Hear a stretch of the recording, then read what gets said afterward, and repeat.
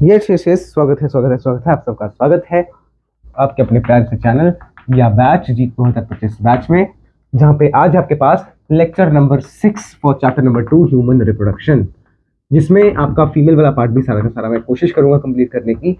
बचा क्या क्या है? ओव्यूलेशन बचा है एंड मेंस्ट्रुअल साइकिल बचा है। ठीक है ना, तो स्टार्ट करते हैं ओव्यूलेशन से। पिछले लेक्चर में मैंने आपको फॉलिकल्स के बारे में बता दिया था, तो अब वो चीज मैं दोबारा रिपीट नहीं करूंगा। अब हम बात करेंगे सिर्फ oocytes की बात करेंगे। फॉलिकल के बारे में आपको पढ़ना है तो आप वहां से जाके पढ़ सकते हो। ठीक है, oogenesis की कहां पे हो रहा है? कॉर्टिकल रीजन में, याद करो, आउटर कॉर्टेक्स में हो रहा है ना, आउटर कॉर्टेक्स ऑफ ओवरी पे हो रहा है ये सारी चीजें। ठीक है ना, और उसमें oogenesis के बारे में हम जान रहे हैं, तो कैसे आपको क्या क्या करना है फ्लो चार्ट के फॉर्म में, जैसे मैंने स्पर्मेटोजेनेसिस पढ़ी थी वैसे ही पढ़ेंगे। देखना, ये क्या है, जैसे उसमें था स्पर्मेटोगोनियम, वैसे इसमें ये है डिप्लॉइड oogoनियम। ठीक है, जो कि ऐसे ही डिवाइड कर रहा है, माइटोसिस कर रहा है। ये देखो, ये माइटोसिस कर रहा है, ये आगे माइटोसिस कर रहे हैं, बट ये वाला जो है इसने माइटोसिस करनी छोड़ दी और ये हो गया डिफरेंशिएट। ठीक है ना, पहले ये माइटोसिस सारे कर रहे हैं, बट फिर उनमें से कोई ना कोई क्या हो गया, डिफरेंशिएट हो गया। और अब इसका नाम हमने क्या रख दिया? Primary oocyte, right? सो oogoनियम undergoes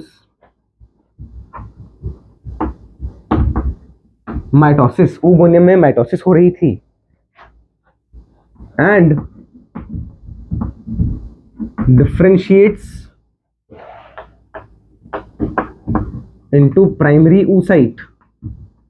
और ये प्राइमरी oocyte के बाहर जब सेल्स आ जाते थे, ग्रैनुलोसा सेल्स जो कि एस्ट्रोजन सिक्रीट करते थे, अगर वो सेल्स इसके बाहर आ गए तो उससे क्या बनता था? प्राइमरी फॉलिकल बन जाता था। ठीक है, and differentiates into primary oocyte।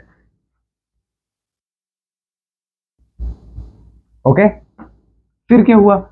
इस प्राइमरी oocyte में डिवीजन स्टार्ट तो हो गई। देखो, स्टार्ट होना मतलब ये स्टार्ट हो गई है, बट अभी मैंने इसको दो में ऐसे डायरेक्ट, जब हम ऐसे डिवाइड कर रहे हैं तो मैं डायरेक्ट दो में डिवाइड कर रहा हूँ। अभी मैं दो में डिवाइड नहीं किया, मतलब इसे स्टार्ट हुई है, खत्म नहीं हुई। एक टाइम आएगा जब ये खत्म हो जाएगी। ठीक है, ये meiosis 1 started, meiosis 1 started, but oocyte arrested। Arrested का क्या मतलब है कि यार उसमें आगे की डिवीजन कंटिन्यू नहीं हुई, वो कहीं पे रुक गया। कौन सी स्टेज पे रुका है? मियोसिस 1 में कौन कौन सी स्टेजेस होती थी? याद करो, प्रोफेज, मेटाफेज, एनाफेज, टीलोफेज में जो मियोसिस 1 है उसमें प्रोफेज 1 आता था। उसमें कितनी सारी स्टेज होती थी, है ना? लिप्टोटीन, ज़ाइगोटीन, है ना, पैकाइटीन, डिप्लोटीन, डाइकाइनेसिस होती थी कि नहीं होती थी? तो वहीं पे ये अरेस्ट हुआ है डिप्लोटीन में, डिप्लोटीन स्टेज ऑफ मियोसिस 1 या ऑफ प्रोफेज 1, ऐसे लिखिए तो मियोसिस 1 तो पता ही है ना, प्रोफेज 1। तो अभी अरेस्टेड ही है, तो मैं इसको और थोड़ा सा ऐसे आगे जाके करूंगा डिवाइड। यहां पे ये मियोसिस 1 जो है वो कंप्लीट हुई, मियोसिस 1 कंप्लीटेड। और ये कब कंप्लीट होगी? प्राइमरी oocyte से सेकेंडरी oocyte बनते थे, है ना? तो ये मैंने बना दिया क्या, सेकेंडरी oocyte। और जब ये मियोसिस होती है तो ये बड़ी अनइक्वल सी मियोसिस होती है, अनइक्वल डिवीजन होती है, अनइक्वल मियोसिस डिवीजन होती है। अब देखो, मियोसिस 1 के बाद देखो यहाँ पे तो माइटोसिस ही हो रही थी, तो ये तो 2n ही होगा। अब यहाँ पे मियोसिस 1 कंप्लीट होगी, उसके बाद ये बनते थे n, यानी हैप्लॉइड स्ट्रक्चर है ये। ठीक है, और यहाँ पे एक छोटा सा बनेगा सेल, ये छोटा है ये बड़ा है, ऐसा क्यों? याद करो, स्पर्म में साइटोप्लाज्म बड़ा कम था, इसमें अपना साइटोप्लाज्म बढ़ाना है ओवम को, तो इसीलिए वो ये वाला सेल उसने बड़ा कर दिया, ये एक सेल छोटा कर दिया। इसका नाम है first polar body, first polar body, जो कि डिजनरेट हो जाएगी। ठीक है, ये समझ में आया? ये समझ में आ गया? अब ध्यान से देखना, फिर से एक बार देखो, ये डिप्लॉइड स्ट्रक्चर था oogoनियम का। oogoनियम माइटोसिस कर रहे हैं, बट उनमें से कुछ जो है वो डिफरेंशिएट होकर अलग हो गए और उनको हमने नाम दे दिया प्राइमरी oocyte, क्योंकि अभी तक एक भी बार मियोसिस नहीं हुई तो इनका डिप्लॉइड ही स्ट्रक्चर रहेगा। फिर मियोसिस 1 स्टार्ट हो गई, बट अरेस्ट हो गई कहाँ पे? डिप्लोटीन स्टेज में। फिर उसके बाद मियोसिस 1 कंप्लीट हो गई with N unequal division, unequal meiosis, और उससे फर्स्ट पोलर बॉडी बनी जो कि कैसी है, हैप्लॉइड है, और ये की ये बना। इसका नाम क्या है? Secondary oocyte। सेकेंडरी oocyte, ठीक है ना, प्राइमरी oocyte के बाद सेकेंडरी oocyte। मैंने वहां पे जब आपको वो पढ़ाया था फॉलिकुलर फेज, फॉलिकुलर ग्रोथ्स, तो मैंने आपको बताया था सेकेंडरी oocyte को हम ओवम भी बोल देते हैं। तो ये ओवम ही आप इसको कह सकते हो। एनसीईआरटी में ओवम भी इसी को कहा गया है, सेकेंडरी oocyte भी इसी को कहा गया है। बट एक्चुअली इसमें मियोसिस 2 स्टार्ट तो होती है, meiosis 2 starts but completes when a sperm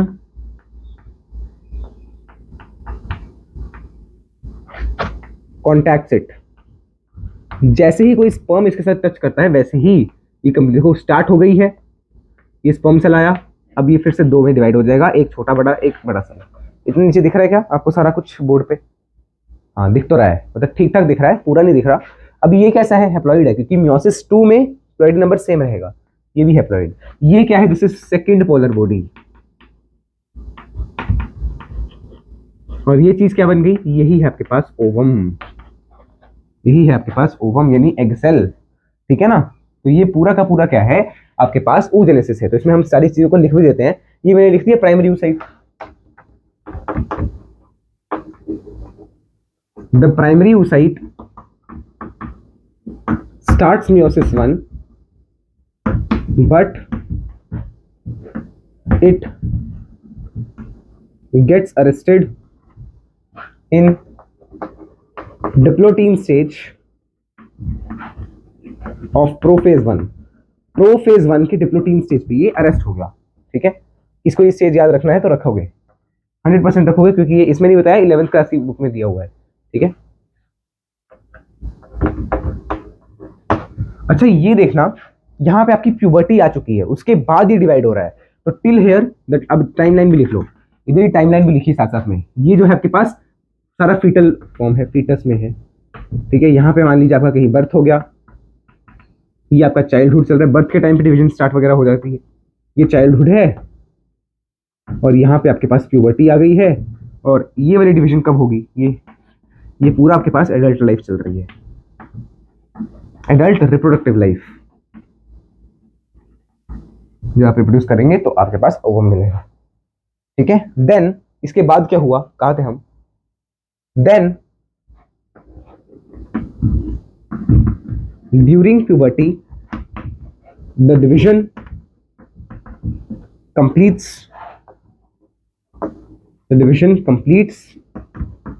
and forms a secondary oocyte जो कि लार्ज सेल होगा एज कंपेयर टू जो दूसरा सेल है, एंड फर्स्ट पोलर बॉडी। जो पोलर बॉडीज हैं वो डीजेनरेट हो जाएंगी, आगे मैं लिखवा दूंगा नोट के फॉर्म में। Then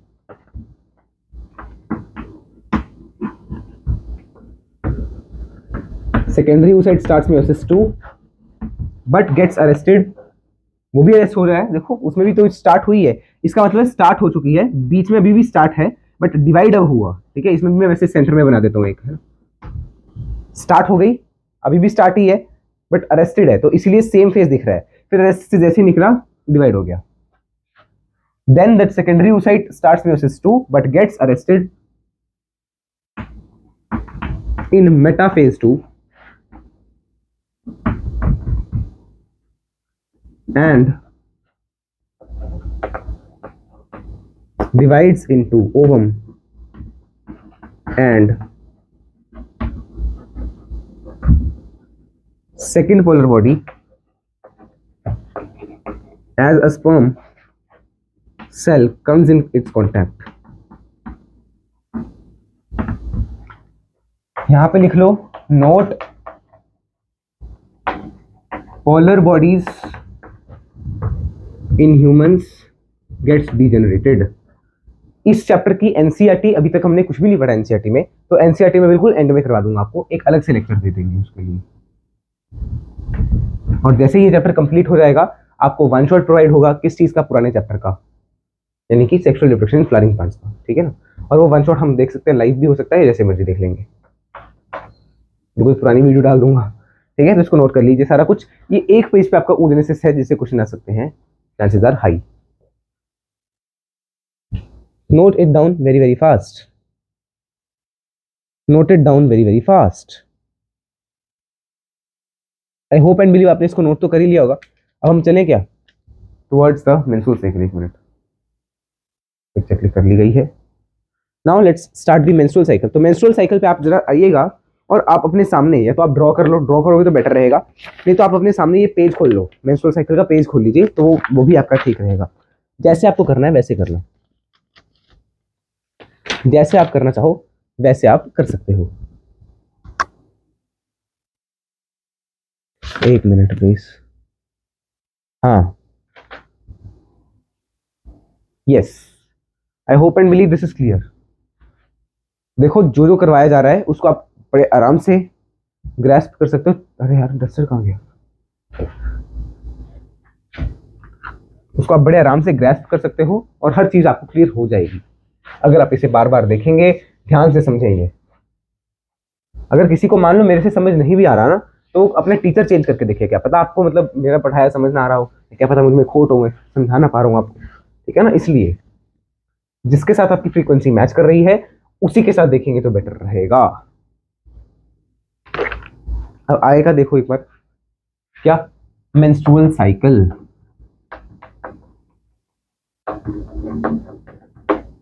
menstrual cycle, menstrual cycle क्या है? पूरा का पूरा साइकिल है, पूरा जो फीमेल के अंदर चलता है, जो ये पूरा गेमेटोजेनेसिस का साइकिल है, पूरा का पूरा आप कह सकते हो कि यार it is cycle in female.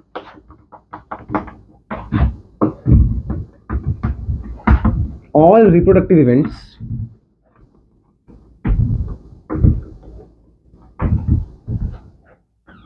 In female primates. Primates का उन्होंने एग्जांपल भी दिया हुआ है, जैसे ह्यूमंस हो गया, मंकी हो गया, आपने पढ़ाई है प्राइमेटा। ये प्राइमेटा में कौन कौन से ऑर्गेनिज्म आते हैं, लिविंग वर्ल्ड चैप्टर आपने पढ़ा हुआ है, ह्यूमंस, मंकी, गिब्बन्स, है ना। और इन्होंने कौन कौन से दिए हुए हैं एनसीईआरटी में, ह्यूमन, मंकी, गिब्बन, और कौन से दिए हैं? एप्स दिए ना, तो वही है एप्स, ठीक है। अगर हम बात कर रहे हैं अबाउट नॉन प्राइमेट, कोई प्राइमेट ना हो, इसके अलावा हो कोई, तो उसके अंदर चलता है ईस्ट्रल साइकिल।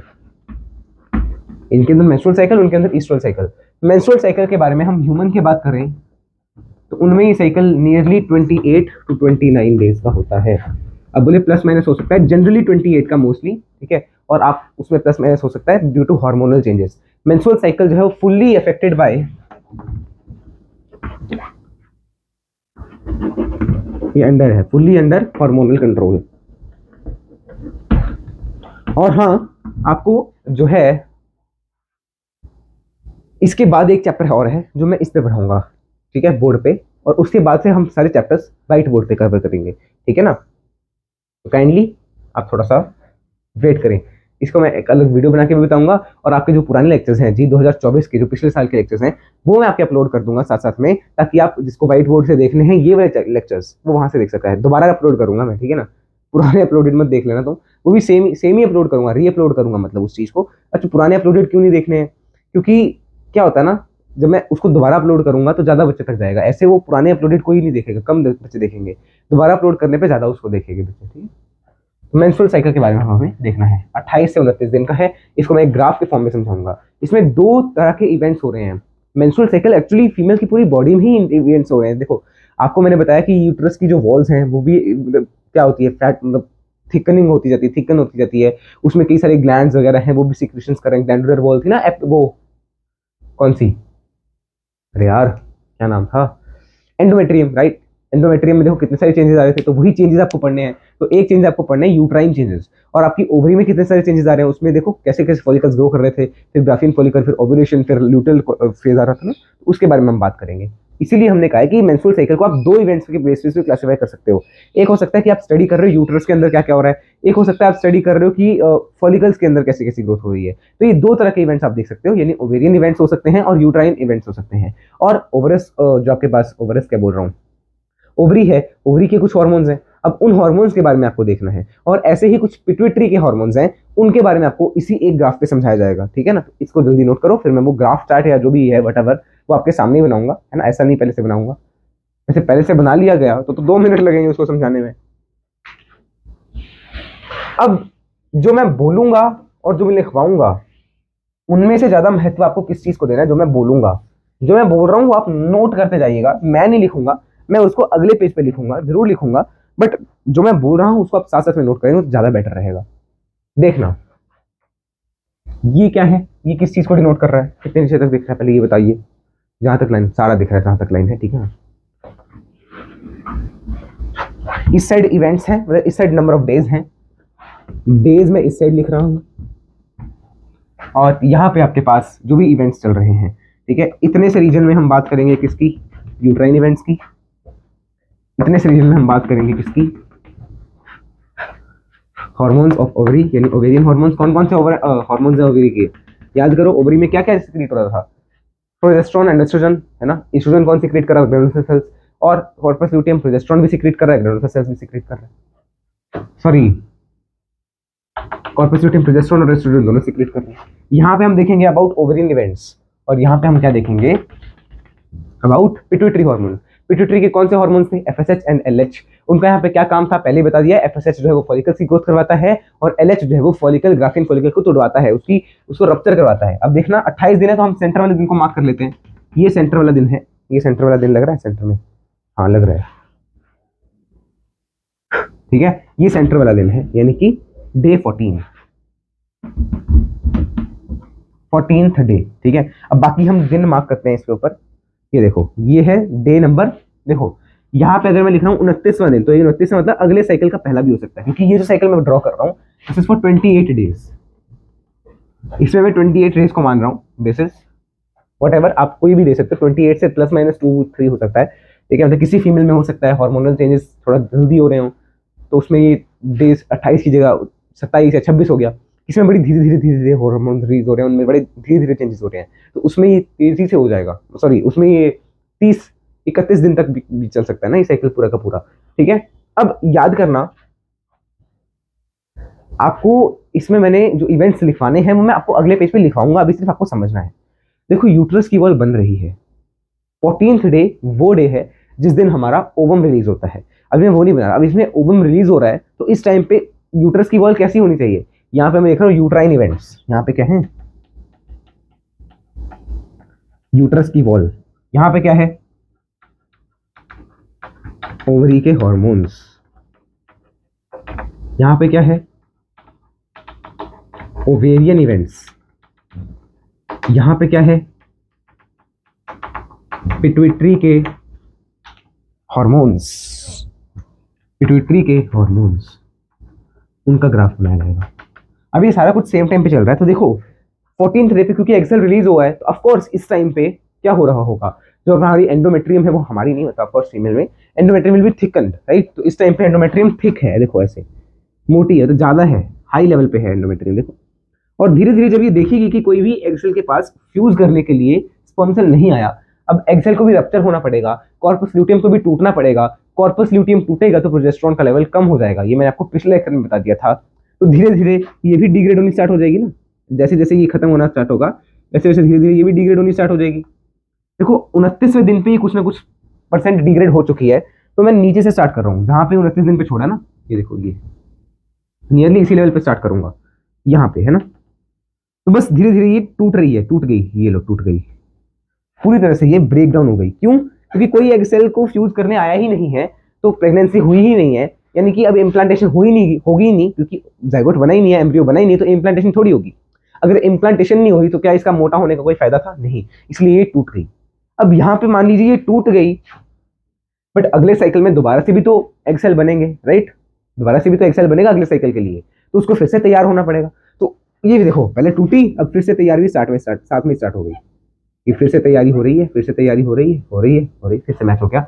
अब ये बिल्कुल सही है आपके लिए ग्राफ। क्या हुआ, स्टार्टिंग में आपको दिख रहा है कि पहले से कौन से दिन से, ये है फर्स्ट डे, और ये है 1 3 5 7 9 11 13, मतलब काफी यूनिफॉर्म तो नहीं है ये, ठीक है। 1 2 पूरा प्रॉपरली बना लो, 3 4 5 6 7 8 9 10 11 12 13 14 हो गया, 15 16 17 18 19 20 21 22 23 24 25 26 27 28, यहाँ पे मतलब 28 तक है। ठीक है, यहाँ पे गैप थोड़ा ज़्यादा हो गया, ये 17 है, ये 18 है, ये 19, 20, 21, 22, 23, 24, 25, 26, 27, 28, 28 दिन तक का है मतलब, ठीक है ना। वो तो आप चलो अरेंज कर लोगे ना दिन कैसे कैसे लिखना है। ये बीच में 14th डे है जो कि डे ऑफ ओव्यूलेशन होता है, ठीक है। अब मेरी बात को ध्यान से सुना, आपने ये समझ में आ गया सबको कि पहले से 5 दिन में एंडोमेट्रियम टूट रही है। अब जब टूटती है कोई चीज, आपकी बॉडी का कोई सेल टूट रहा है, कोई टिश्यू टूट रहा है, तो ब्लड तो निकलेगा ना। तो यहाँ पे आपको ब्लड फॉर्मेशन भी दिखती है, ब्लड निकलता है। इसी को आप बोलते हो मेंसेस या पीरियड्स का टाइम, है ना। ये देखो, ये जो है ब्लड, ब्लड है, ये दिस इज ब्लड। अब ब्लड फ्लो हो रहा है, ब्लड फ्लो, ठीक है। और यूट्रस के अकॉर्डिंग, क्योंकि यहाँ पे ब्लड फ्लो हो रहा है, तो ये 5 दिन का टाइम जो है इसको हम क्या बोलते हैं, इसको हम बोलते हैं क्या, यूट्रस के अकॉर्डिंग, यूट्रस के इवेंट्स के अकॉर्डिंग बोल रहे हैं इसका नाम क्या, मेंसिस या मेंस्ट्रुअल फेज। इसका नाम है मेंसिस और मेंस्ट्रुअल फेज। बोले 5th से 14th तक देखो दोबारा बन रही है ना, दोबारा बन रही है। तो इस फेज को हम बोलते हैं प्रोलिफरेटिव फेज। प्रोलिफरेट कर रही है मतलब दोबारा बन रही है, ठीक है ना। यहां से यहाँ पे ये दोबारा बन रही है ना बॉल, तो इसको बोलेंगे हम प्रोलिफरेटिव फेज, ठीक है। ये क्लियर हो गया। ये हम यूट्रस के रिस्पेक्ट में बोल रहे हैं, it is not with respect to ovary. Ovary के रिस्पेक्ट में इन फेजेस के अलग अलग नाम होंगे, अलग अलग दिन होंगे। अब देखो 14th डे पे क्या हो गया, ओवुलेशन हो गई। क्या वो इसमें यूट्रस में हो रही है, नहीं, वो ओवरी में हो रही है। तो डे ऑफ ओवुलेशन हम ओवरी के अकॉर्डिंग बोल रहे हैं 14th डे। इसमें तो ओवुलेशन हो ही नहीं रही यूट्रस में, यूट्रस में थोड़ी हो रही है यार, ओवुलेशन तो ओवरी के अंदर हो रही है, ठीक है।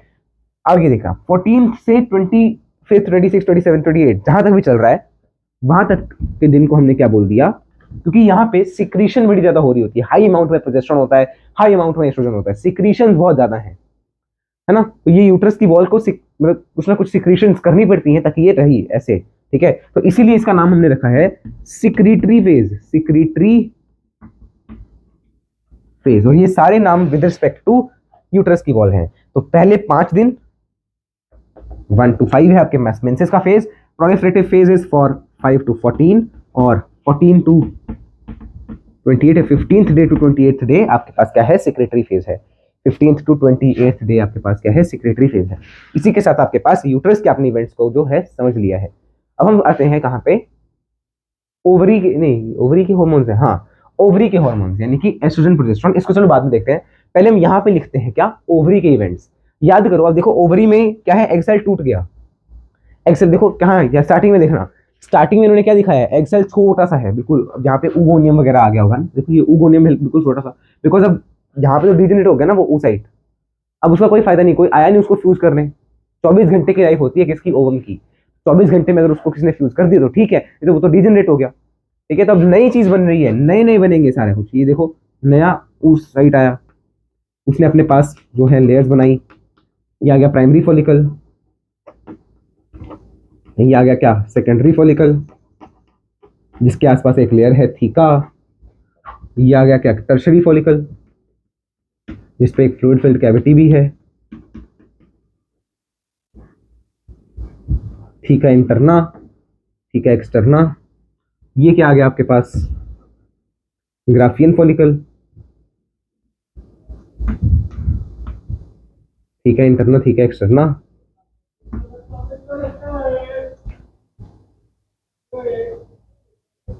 ठीक है, बाहर से कोई आ रहा था, मैं कहा चिल्लाता चिल्लाता सीधा अंदर हो जाता वीडियो का काम।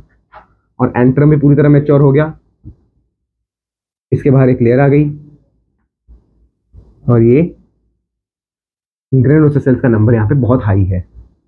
और अब यहाँ पे आपके पास 14th डे के पास ओवम जो है वो रिलीज हो गया, ओवम रिलीज्ड, ठीक है। अब जो ग्राफीन सेल के जो थोड़े बहुत पार्टिकल्स बचे हैं, उन्होंने मिलकर क्या बनाया था,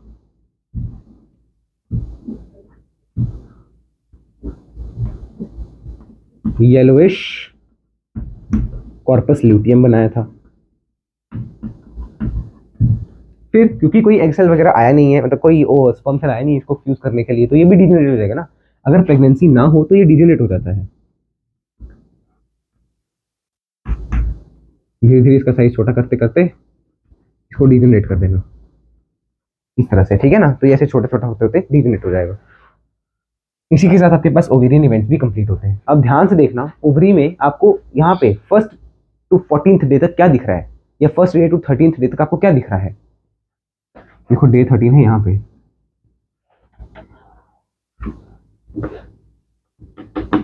फर्स्ट टू 13th, इन दिनों में आपको क्या दिख रहा है, फॉलिकुलर फेज, क्योंकि फॉलिकल्स की ग्रोथ हो रही है ना, इसको हम बोलेंगे फॉलिकुलर फेज। बहुत इंपॉर्टेंट टॉपिक है, बड़ी आराम आराम से चलेंगे। ये 14th डे है, इसको हमने बोला है day of ovulation, day of ovulation या ओव्यूलेटरी फेज भी बोल सकते हो, एक ही दिन का है। और फिर इसके बाद का फेज में आपको कॉर्पस ल्यूटियम तो दिख रहा है, तो 15th टू 28th डे को आप बोलते हो ल्यूटियल फेज, क्योंकि उसमें कॉर्पस ल्यूटियम दिख रहा है। अब आपके पास सारी चीजें समझनी बड़ी आसान है, क्योंकि अब बाकी चीजों की मैंने भूमिका आपके लिए पहले ही तैयार करके रखी है। बोले कौन भूमिका तैयार है, तैयार कर दी है भूमिका भाई।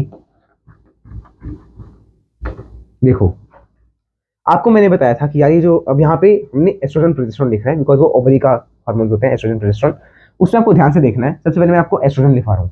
देखो ये जो है ग्राफियन जो ग्रैनुलोसा सेल्स, वो क्या सीक्रेट करते थे, एस्ट्रोजन सीक्रेट करते थे कि नहीं करते थे। तो इसीलिए यहाँ पे आपके पास एस्ट्रोजन की पीक आती है। बस ये अभी तक के लिए क्लियर है। और इस टाइम पे प्रोजेस्टेरोन इतना हाई नहीं है, तो जैसा प्रोजेस्टेरोन का ग्राफ बना है वो बिल्कुल नीचे है, इसके भी नीचे है, तो इसको थोड़ा ऊपर करके बनाना पड़ेगा ना, ताकि उसको इसके नीचे बना सकें। इसको थोड़ा ऊपर करके बनाना पड़ेगा ताकि उसको हम इसके नीचे बना सकें।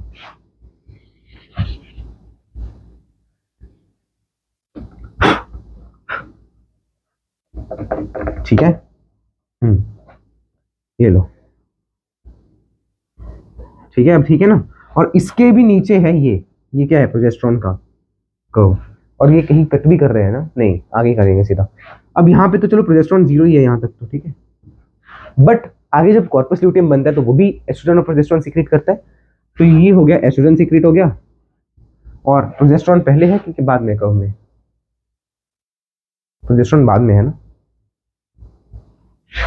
प्रोजेस्टेरोन बाद में है। हाँ देखो ये आ गया ऐसे, तो ऐसे का कुछ ग्राफ आपके पास मिलेगा आपको। तो यहाँ पे जो है एस्ट्रोजन हाई रहेगा, और ज्यादा एस्ट्रोजन ना, एक्चुअली ये थोड़ा सा अजीब सा बना है, क्योंकि रुको एक मिनट दोबारा बनाता हूँ, इस चीज को ध्यान से देखनी पड़ेगा आपको।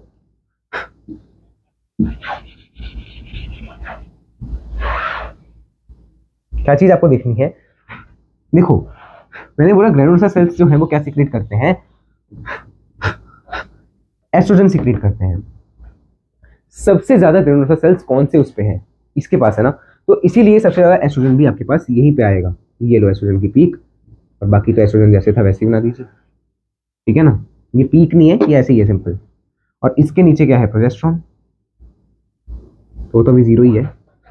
फिर आफ्टर दैट ये एस्ट्रोजन की पीक आई जहाँ पे कॉर्पस ल्यूटियम फॉर्म हुआ, और फिर यहाँ पे प्रोजेस्टेरोन की भी पीक आएगी, पहले आ जाएगी प्रोजेस्टेरोन की थोड़ी सी। तो ये क्या है आपके पास, प्रोजेस्टेरोन, और ये क्या है आपके पास, एस्ट्रोजन। एस्ट्रोजन और प्रोजेस्टेरोन मेरे ख्याल से आपको क्लियर होगा। वेट करना एक मिनट, मैं चौक लेके आ रहा हूँ, kindly wait for a minute. ये तो कलर वाली है,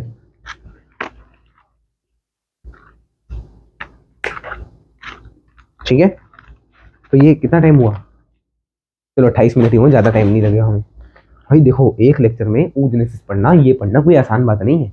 पिछले साल जब मैंने ये चीज पढ़ाई थी तो मेरे ख्याल से इसको एक लेक्चर लगा था, और oogenesis को अलग से एक लेक्चर लगा था, क्योंकि उसमें मैंने फॉलिकल्स वगैरह आपको oogenesis के साथ ही बताए थे मेरे ख्याल से, इतना जितना मुझे याद है। ये प्रोजेस्टेरोन है, ये एस्ट्रोजन है, ठीक है ना। और ये तो आपको डेज वगैरह तो आपने पहले से लिख ही लिए होंगे। आगे देखिए,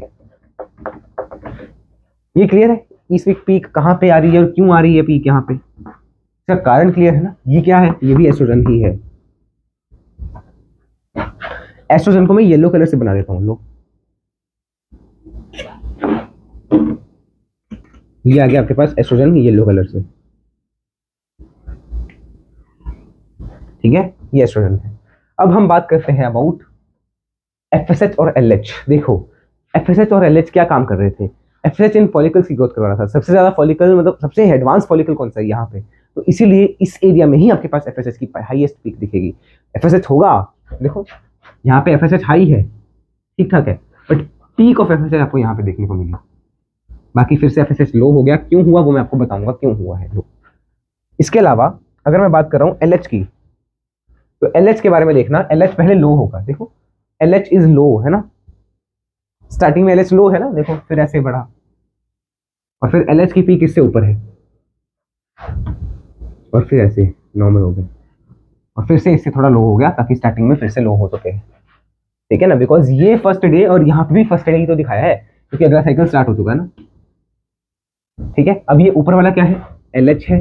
ल्यूटिनाइजिंग हार्मोन यहाँ पे डे 14 पे ही क्यों इतना ज्यादा है, क्योंकि उसको ग्राफिन फॉलिकल को तुड़वाना है। और एफएसएच यहाँ पे इतना ज्यादा क्यों है, क्योंकि ग्राफिन फॉलिकल यहाँ पे है जिसके पास, जिसको ग्रो करवाने के लिए सबसे ज्यादा एफएसएच लगता है, जिसको बनवाने के लिए सबसे ज्यादा एफएसएच लगता है, ठीक है, ये समझ में आ गया।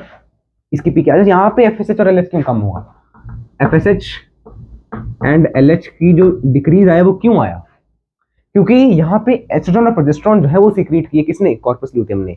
अब ये चीज मैं आपको पहली बार बता रहा हूँ इस चैप्टर में, ध्यान से देखना, estrogen and progesterone progesterone give negative feedback to GN, GN माने गोनेडोट्रोपिन्स यानी कि एफएसएच और एलएच, ठीक है। जीएन का क्या मतलब है, एफएसएच एंड एलएच, इसीलिए क्योंकि इसने नेगेटिव फीडबैक दिया है इसलिए तो ये कम हो गए, और बाद में कॉर्पस ल्यूटियम भी डिग्रेड हो गया तो ये भी कम हो गए अब, है ना, एंड में आते आते, तो इसीलिए एंड में स्टार्टिंग में जो है कम है। इसी के साथ आपका जो पूरा का पूरा ये जो मेंस्ट्रुअल साइकिल कंप्लीट होता है, इसकी थ्योरी रह गई तो वो हम अगले लेक्चर में लिख लेंगे, ठीक है ना। थ्योरेटिकल चीजें रह गई हैं वो हम नेक्स्ट लेक्चर में लिख लेंगे, साथ में आपका रिविजन भी हो जाएगा। और आप कोशिश करना कि आप खुद से लिखें, क्या लिखें, थ्योरी में आपको क्या क्या लिखना है, सबसे पहले डेज लिखने हैं, उस डे में क्या क्या हो रहा है, कौन से दिन क्या क्या हो रहा है, क्यों हो रहा है। जैसे इसमें फ्लोरिकल्स की ग्रोथ हो रही है तो कौन करवा रहा है, एफएसएच, सबसे ज्यादा एफएसएच कहाँ पे बनेगा, यहाँ पे, क्योंकि सबसे ज्यादा इसको बनवाने में दिक्कत आती है, ये बनेगा, फिर बाद में एलएच इसको डिग्रेड करवा देगा, फिर येलो कलर का कंपाउंड बन रहा है जो कि मैं येलो कलर से बना देता हूँ, लोग हमारे पास तो है येलो कलर भी, ठीक है ना, येलोइश कंपाउंड बन गया कॉर्पस ल्यूटियम, और बाकी इसी येलोइश कंपाउंड को हमने फिर डिग्रेड करवा दिया, धीरे धीरे धीरे धीरे धीरे ये छोटा छोटा होके डिग्रेड हो गया, ठीक है ना। इसको नोट कर लीजिए काइंडली, और इसी के साथ आज का लेक्चर हम यहीं तक रखेंगे, नोट कर लो इसको, मैं इसकी पिक्चर क्लिक कर रहा हूँ। और अब कुछ इन्फॉर्मेशन जो है मुझे आपको प्रोवाइड करनी है रिगार्डिंग सम इंपॉर्टेंट थिंग्स। सबसे पहला, ये चैप्टर आपका 10 से 11 लेक्चर्स में कंप्लीट हो जाएगा। सेकंड, फिर इस चैप्टर का भी टेस्ट होगा, वो तो चलो क्लियर है, उसमें हम पुराना चैप्टर भी डालेंगे, वो भी चलो कोई बात नहीं, परंतु जो मेन चीज है जो मुझे आपको बतानी है कि इस चैप्टर के व्हाइट बोर्ड वाले लेक्चर्स वो मैं ऐसे इनएक्ट करता था कि वो लाइव हैं, ताकि थोड़ा इंटरेक्शन हो सके और मुझे भी थोड़ा लगे कि यार वो लाइव है, कुछ तो है, मैं एक्टिंग करता था कि वो लाइव है। तो वो मैं आपको अब दोबारा से पोस्ट कर दूंगा, ठीक है। पिछली बार इसके 10 लेक्चर्स थे तो वो 10 के 10 लेक्चर्स मैं आपको दोबारा से पोस्ट करूंगा, धीरे धीरे धीरे धीरे करेंगे। अब वो मुझे आप बताना कि उसको मैं अलग से पोस्ट करूं regarding like white board series लिखूं, ब्लैक बोर्ड सीरीज लिखूं, या क्या लिखूं उसको, है ना। हो सकता है मैं आपको मतलब कुछ पहले तो होमवर्क के बारे में बात कर लेते हैं। डीपीपीज आपको पोस्ट हो जाएंगी at the last end of the chapter, साथ में आपके पास डिवाइस करने का टाइम तो है ही है, और साथ में आप नोट्स तो बना ही लेंगे। अभी मैं आपको क्या बता रहा हूँ उसके बारे में बात कर लेते हैं। हो सकता है मैं एक प्लेलिस्ट बना दूं रिगार्डिंग व्हाइट बोर्ड सीरीज, जिसमें आपके हर चैप्टर जो है, all chapters on whiteboard, on whiteboard आ जाए। और ये भी हो सकता है कि मैं एक प्लेलिस्ट बनाऊं ब्लैक बोर्ड सीरीज साथ में, उसमें all chapters on black board, ठीक है ना। ये भी हो सकता है, और हो सकता है हम ऐसा करें कि जीट 2.0 एक लॉन्च कर दें, और उस 2.0 में आपको फुल सिलेबस दोबारा पढ़ाया जाए, और वो रिकॉर्डेड हो पुराने साल का, रिकॉर्डेड 2024 वाले लेक्चर्स ही आपको प्रोवाइड करे जाएंगे यहाँ पे, क्योंकि वो हमने व्हाइट बोर्ड पे किए थे ये 2 चैप्टर्स, मतलब उसमें स्टार्टिंग के 3 चैप्टर में व्हाइट बोर्ड पे किए थे, उसके बाद हम ब्लैक बोर्ड पे शिफ्ट हो गए थे। इसमें हमने स्टार्टिंग के 3 चैप्टर ब्लैक बोर्ड पे किए हैं, उसके बाद हम व्हाइट बोर्ड पे शिफ्ट हो जाएंगे, ठीक है। उल्टा काम चल रहा है, इसीलिए मैं कह रहा हूँ ये भी हो सकता है और ये भी हो सकता है, दोनों भी हो सकते हैं, ठीक है, एक एट अ टाइम, ठीक है ना। तो आपको जैसे आपको करना है आप वैसे उसको कर लीजिएगा, देख लीजिएगा, that's all up to you. चलिए फिर विद दिस आपका तो सारा का सारा काम है सारा का सारा चैप्टर है वो कंप्लीट होता है। चलिए फिर मिलते हैं हम नेक्स्ट लेक्चर में, तब तक के लिए जय श्री कृष्ण, राम राम, सीताराम, राधेश्याम, श्रीमन नारायण, राम राम।